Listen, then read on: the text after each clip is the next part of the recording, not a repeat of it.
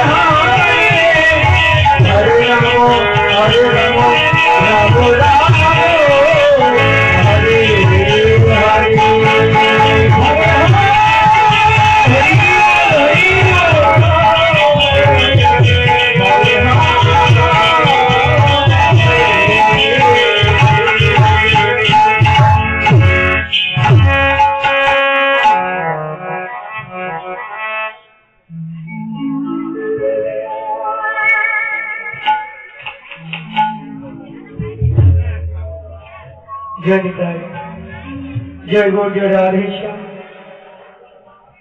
जय राधे। মামুনিরা সবাই একটু সামনে দিকে আগায় আসেন, একটু সবাই আগায় আগায় আসেন, এত দূরে থাকবেন না, সবাই একটু চাপিয়ে চাপিয়ে আসেন, একটু কাছে আসেন, একটু অন্তরঙ্গ হন, আসেন। জয় রাধে, जय राधा हरिबा।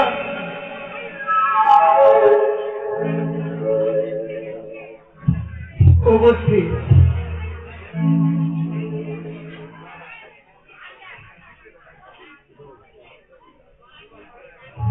जय राधे माँ, সবাই একটু সামনে দিকে আগায় আসবেন আর একটু কথা বলবেন, একটু কথা বলবেন। জয় রাধে।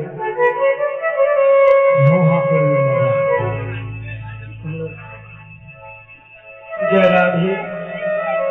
उपस्थित शुद्धि गौर अनुरागी, कृष्ण अनुरागी सकल भक्त एवं मातृमंडली सबार चरणे जानाई कीर्तन जगते सर्वोच्च कनिष्ठ कीर्तनिया एवं आमी श्री मोहन किशोर सिंह एवं आमार पुत्र सम्प्रदायेर पक्ष हईते आपनादेर ओई रामा शरणे जानाई शत सहस्र कोटि प्रणाम एवं दंडवत। आपनारा कृपा करे करुणा करे निज निज चरणेर दास मने करे निज निज सन्तान मने करे धैर्य सहकारे आपनारा आस्वादन करबेन प्रभु नीला कीर्तन। बाबा कीर्तन गाइबार मतो कीर्तन परिवेशन करार मतो आमार कोनो योग्यता नेই, तबे शुनेছি गुरु कृपा ही केवल, गुरु यदि कृपा करे और आपनादेर मतो शुद्ध साधु गुरु वैष्णव यदि कृपा करे তাহলে হয়তো ভগবানের কিঞ্চিত নাম গুণাগুণ করতে পারি। আপনারা ইতিপূর্বে আস্বাদন করলেন শ্রীমতী রাধারানী যমুনাই প্রাণ গোবিন্দের রূপ দর্শন করে এসে সতীদের সনে রূপের কথা বলছিলেন, অর্থাৎ আস্বাদন করেছিলেন प्रेममयी राधारानी যমুনায় যে रूप दर्शन করেছিলেন অর্থাৎ रूप अनुराग नीला। এখন আমরা যে নীলাকে আস্বাদন করব নীলার নাম হলো অভিসার। অভিসার শব্দের অর্থ কি এটা আগে আমাদের জানতে হবে। শুধু নীলাগুলো শ্রবণ করলে হবে না, তার তাৎপর্য মহিমা জানতে হবে। যেমন আমি যদি আমার সম্পর্কে আমার যত গুণ আছে আপনাদের কাছে প্রকাশ করলাম, কিন্তু আমার নাম যদি আপনাদের কাছে প্রকাশ না করি এই গুণগুলো শুনে কোনো লাভ নেই। কারণ এই গুণগুলো যদি অন্যের কাছে প্রকাশ করতে চান, যদি শুনতে চাই কে সে নাম বলতে পারবেন না, কারণ আমি যেহেতু নাম বলি না। ঠিক তেমনই আমরা যে নীলাকে আস্বাদন করছি নীলার নাম হলো অভিসার। তাহলে অভিসার শব্দের অর্থ কি? অভিসার শব্দের অর্থ হলো যাত্রা করা। বাবা এই পৃথিবীর মাঝে আমরা সবাই এসেছি একা, আর যেদিন গোবিন্দের বাসী আপনার আমার সবার নাম ধরে যেদিন বেঁচে উঠবে সেদিন আমাদের কি সঙ্গে কেহ যাবে? কেউ সঙ্গে যাবে না। সেদিন আমাদের যেদিন নাম ধরে গোবিন্দবাসী বাজাবে সেদিন আমাদের তেমনই একা একা যেতে হবে। এই লীলার তাৎপর্যটাই হলো যাত্রা করা। বাবা, এই জীবনে তো কোনো মূল্য নেই, আজ আছি কালকে নাও থাকতে পারি। পত্রে জল যতক্ষণ আমাদের জীবন নহে ততক্ষণ।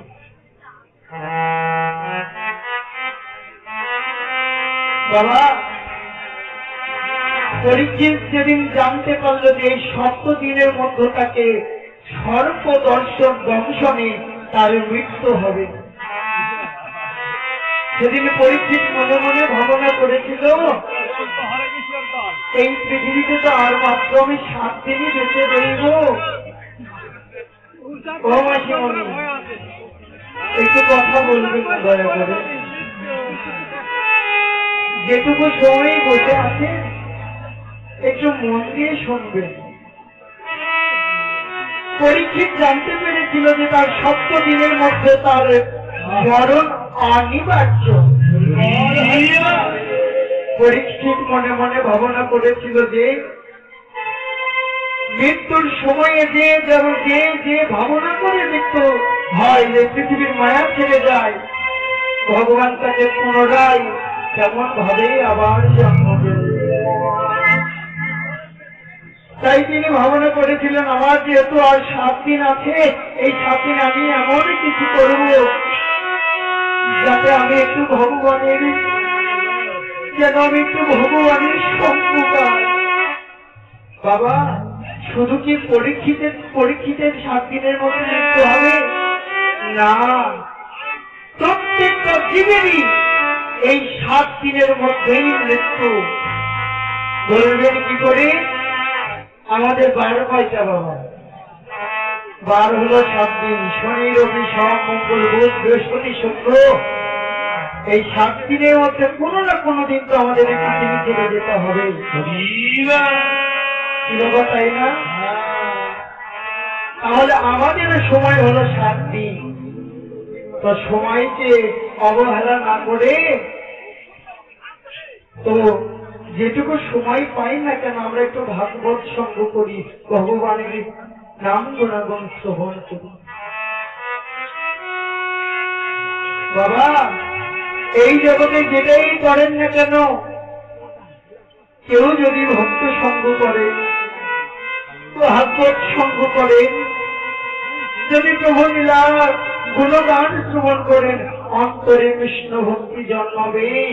আর যেদিন গুরু কৃপা বলে অন্তরে কৃষ্ণ ভক্তি জন্মাবে, সেদিন তার গুরু হরি বল বলে জীবন হরি হরি বল।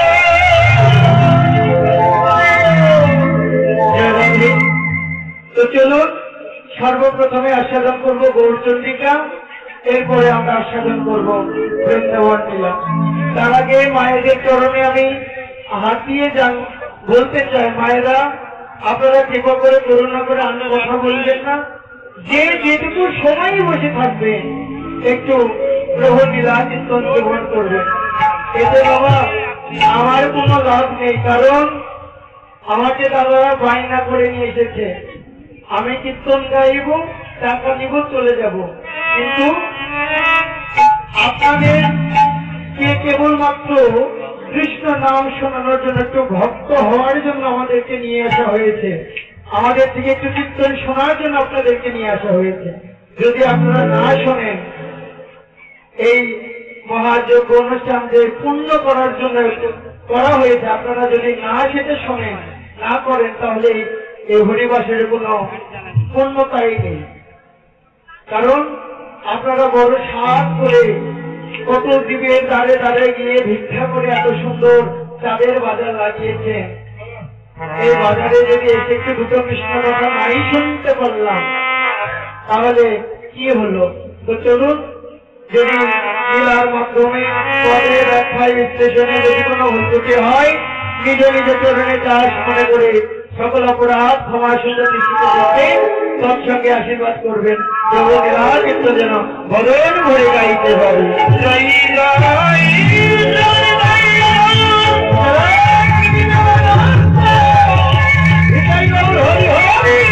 হরি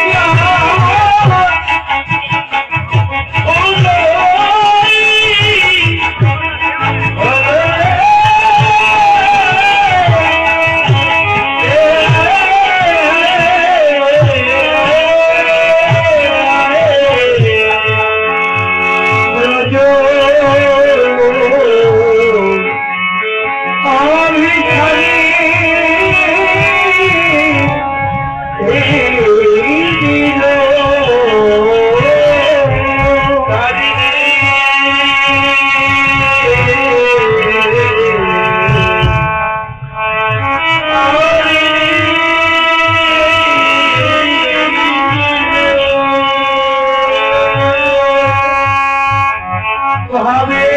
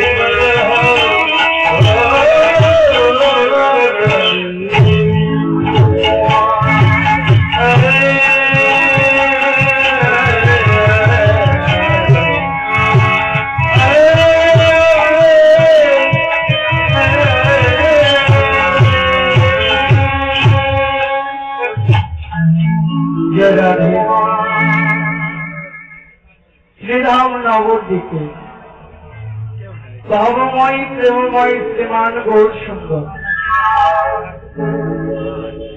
এবার আসি নয় বাসি নয় ধরা নয় চোরা নয় গত নয় পদ্ম নয় ভগবান এবার এলেন মানুষের মাঝে মানুষের সাথে যে বেশ ভগবানের কোন কালে কোন যুগে ছিল না সত্য ত্রেতা দ্বাপর তিনটি যুগে ছিলেন ভগবানের ভাগবত্তা এবার নিজের ভাগবত্তাকে পরিহার করে ভগবান আমার এলে ভক্ত ভাব অঙ্গীকার করে শ্রীরাম নদী আমার মাঝে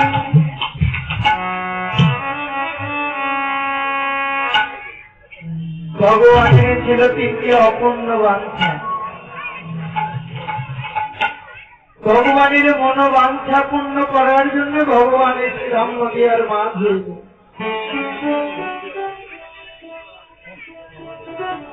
জগতে ভগবান ভক্তের কেন মলিন্দ আচারে মায়াবাদী সংসারবদ্ধ কলি হত জীবে দুর্দশা মলিন হেরে ভগবান এবার এলেন শ্রীরাম নদিয়ার মাঝে কেন গো ভগবানকে কেন আজকে শ্রীরাম নদিয়ার মাঝে আসতে হলো আবার এসে তিনি মনে মনে ভাবনা করলেন পৃথিবীতে আছে যত নবরাদি গ্রাম সর্বত্রই প্রচার হবে মরে মধুমাখা বাবা আজকে এমন কোন জায়গা নেই যে জায়গায় কৃষ্ণ নাম হচ্ছে না এমন কোন জায়গা নেই যেখানে আজকে ভাগবত পাঠ কীর্তন হচ্ছে না শুধু বাংলাদেশ বা ভারতে নয় এই বিশ্বের মধ্যে সব থেকে বড় যে মুসলিম দেশ সেটা হল সৌদি আরব আজকে যারা ইন্টারনেট ব্যবহার করেন তারা দেখবেন যে সৌদি আরবের মতো একটা দেশে সেখানেও আজকে কৃষ্ণ নাম হচ্ছে এই কৃপাটা কার এই কৃপাটা হলো স্বয়ং মহাপ্রভু তিনি যদি না আসিত এই জগতের মানুষ কেউ কৃষ্ণ নাম পাইত না সেই তো কাঙালের ভগবান সত্য ত্রেতা দ্বাপর তিনটি যুগে ভগবানকে পেতে হলে করতে হয়েছিল যার যজ্ঞ পূজা অর্চন ধ্যান ধারণা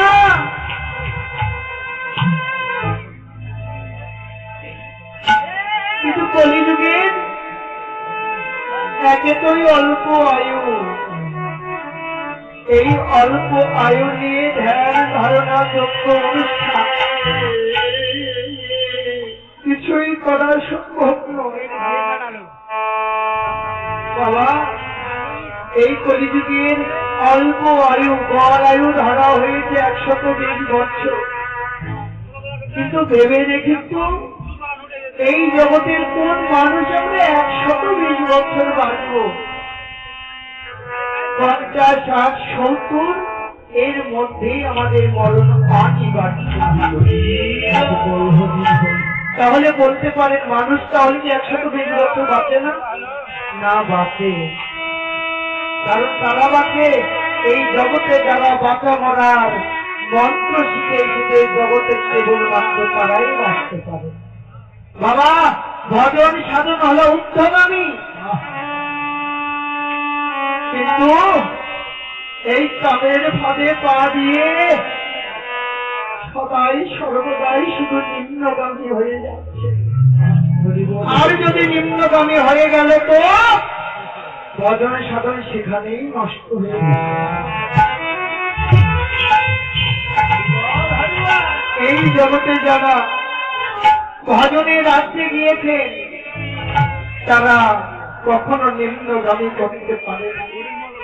বাবা, প্রত্যেকটা মানুষের মাঝে 72,000 নারী, আর এই 72,000 নারীর মধ্যে হলো 3টা নারী শ্রেষ্ঠ। কি না হলো ইরা, পিঙ্গলা, সুকন্যা। এই 3 নারী হলো সর্বশ্রেষ্ঠ।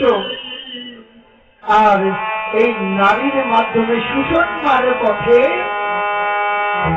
যারা দ্বিদল পত্রকে ভেদ করে, যারা শতদল পত্রে যারা এই পিতৃ দ্রব্য ধন বস্তু আনতে পেরেছে, কেবল নিতাই গৌর হরি বল তারা।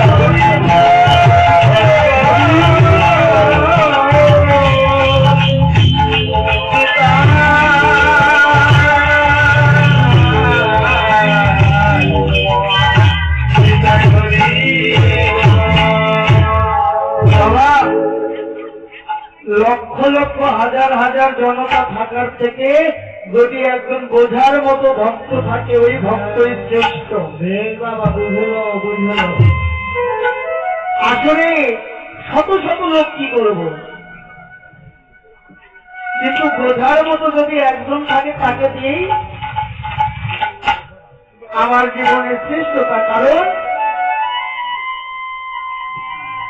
আমি এখানে হাজার হাজার কথা বলে গেলাম, আপনারা শুনলেন, এ কান্দে ও কান্দে বের করে দিলেন, এতে আমার বলার থেকে না বলাই ভালো ছিল। আর এই 100 জনের মধ্যে যদি একজন এই পাপিষ্ঠ বদনের কথা শুনে যদি তার অন্তরে কৃষ্ণ প্রেমী লাগে, এই জীবনের সার্থকতাই হলো এটা। বাবা, আমাদের এখন এই সনাতন ধর্মের ধর্ম শিক্ষা দেওয়ার মতো কোন জায়গা নেই। পার্শ্ববর্তী ধর্মের স্কুল আছে, মাদ্রাসা আছে, বিভিন্ন ধরনের প্রতিষ্ঠান, মসজিদে পর্যন্ত শিক্ষা দেওয়া হয় ধর্ম বিষয়ে। কিন্তু আমাদের না আছে কোনো মন্ত্রীর শিক্ষা, না আছে কোনো কলেজ, না আছে কোনো স্কুল, আর আমাদের কোনো প্রাতিষ্ঠানিক শিক্ষা নেই, দেখেই আসছে আমাদের এমন অবস্থা।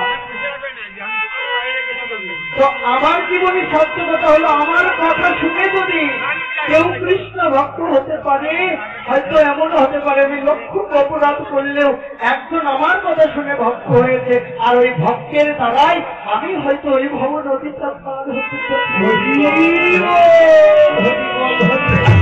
বাবা, যাবতীয় জগতে একটা নদী পার হতে গেলে উপলব্ধি করতে হয়, মাধ্যম তৈরি হয় নৌকা। নৌকার মাধ্যমে একটা নদী পার হতে গেলে নৌকার মাঝিকে যেমন করে নিতে হয়, যেদিন আমাদের দেহ থেকে প্রাণ পাখি উড়ে চলে যাবে, ওই দিনও আমাদের একটা নদীর ঘাটে নিতে হবে, সেটা হলো ভব নদীর ঘাট। এই ভব নদীর ঘাট পারি হতে গেলে আমাদের করিন প্রয়োজন। তবে জগতে কি জগতের করি নয়, এই জগতে কোন ভক্ত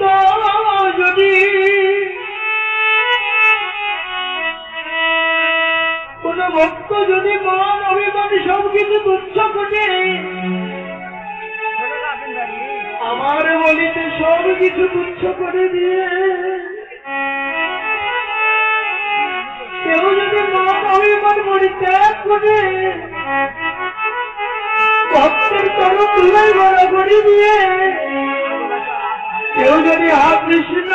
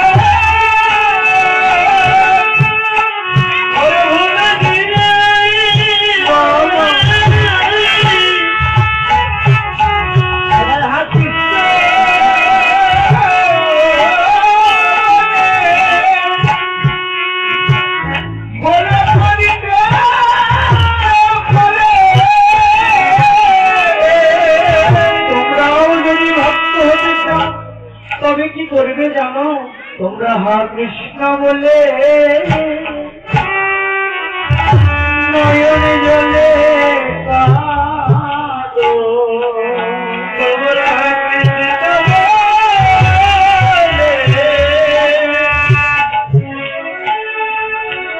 নয়নে জলে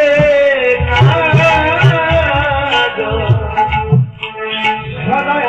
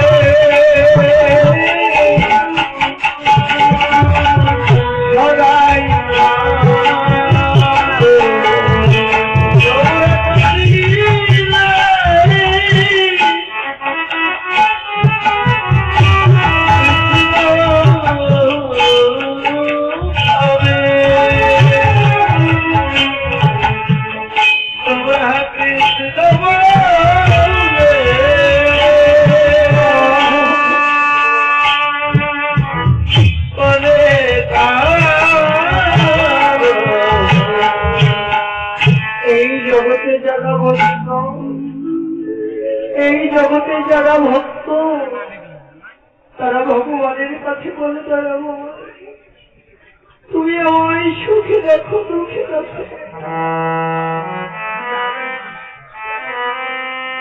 তুমি আমায় যেভাবে রাখো না কেন তুমি যত পারো আমাকে দুঃখ দাও, তত মানুষ সুস্থ দাও। বাবা, এই জগতে যারা ভক্ত তারা ভগবানের নিকটে সদাই সর্বদাই শুধু দুঃখ পেয়ে নেয়। আর এই জগতে যে যত দুঃখ পাই তার অন্তরে তত কৃষ্ণ প্রেমের উদয়। বাবা, যেদিন কুরুক্ষেত্রের যুদ্ধ শেষ হয়ে গিয়েছিল, গোবিন্দ তার পিসিমণি কুন্তি দেবীকে এসে বলছেন, মা ও পিসিমণি, তোমরা যার জন্য এতদিন বেরিয়েছিলে, দেখো তোমাদের রাজ ও সত্য সব কিছু ফিরে পেয়েছে। পিসিমণি, আজ থেকে তুমি আমায় বিদায় দাও পিসিমণি, আজকের মতো আমি চলে যাও।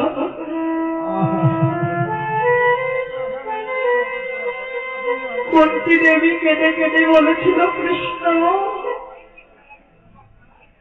এতদিন আমরা দুঃখে ছিলাম, কষ্টে ছিলাম বলে তুই আমাদের সঙ্গে ছিলি রে বাবা। আজ যে আমরা একটু রাজ্য ভোগ রাজস্বকে সবকিছু ফিরে পেয়েছি, আর তুই বলছিস আমাদেরকে ছেড়ে চলে যাবি। এতদিন যদি তোর কোথাও যেতে হতো, তুই এসে বলছিস পিসিমণি আজকে আমি আসি, অর্থাৎ তুই আবার আসবি। কিন্তু তুই আজকে বলছিস যে আমি চলে যাই, মনে হয় গেলে তুই আর কোনোদিন আসবি না রে বাবা।